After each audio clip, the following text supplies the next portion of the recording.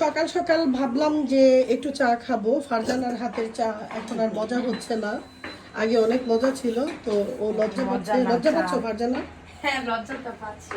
আচ্ছা, ও লজ্জা পাচ্ছে। যাই হোক, এই লজ্জার চেহারা ও আর দেখাতে চায় না, এই জন্য বীরের কাছে প্যান করে নিয়ে আসলাম। তো বীর বলতেছে আমি চেষ্টা করে দেখতে পারি। এখন ওর চেষ্টায় জানি না, পাউডার দুধের অনেক দাম, এই পাউডার দুধ আমার ফালানো যাবে নাকি, শেষ হয়ে যাবে নাকি, সব আল্লাহ জানে। আর পাউডার দুধ ছাড়া চা খেতে আসলে দুধ চাটা না আমার ভালো লাগে না। এই যে কাপ রেডি করেছি দুটো, এই যে দর্শকও আছে। তুমি কি চা খাওয়ার জন্য দাঁড়ায় আছো মামার?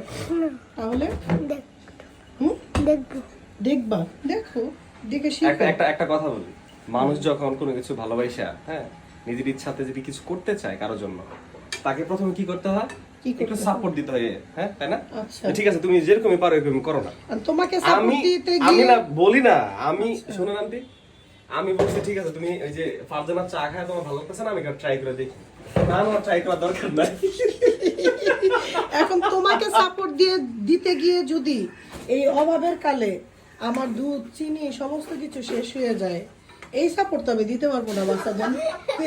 এই সাপোর্ট দেওয়ার মতন মন মানসিকতা আমার নাই, কারণ প্রতিটি টাকা কষ্টের টাকা আমার। মাসে 2 লাখ 3 লাখ টাকা খরচ করা মানুষ এই 10 টাকার দুধ শেষে বেড়ে নিয়ে চিল্লাচিল্লি করে, আমি দুধ নিয়ে আসবো। এটা তুমি কোনো কথা বলো? 2 আমি লাখ দুধ 3 নিয়ে লাখ আসবো টাকা তোমার। খরচ এখন সম্ভব? 20,000ও তো পারি না এই অভাব অনটনের দিনে। উপর আল্লাহ আছে, গুনাহ হবে। রমজান মাস, তুমি এখানে আল্লাহ রসুল আনতেছো কেন? বন্ধুর মধ্যে কথা হচ্ছে। তোমার রাহুল, এই যে দেখেন কি সুন্দর চা, চা কিন্তু খারাপ বানায় নাই পোলাটা।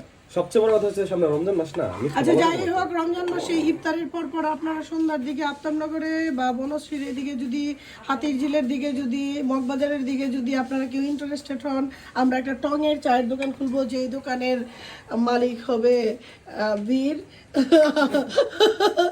আপনারা যদি আমাদেরকে এই ভিডিওর নিচে কমেন্টস করে জানান যে আমরা ইন্টারেস্টেড আপনাদের চা খেতে, তাহলে আমরা একটা বিজনেস শুরু করতে পারি।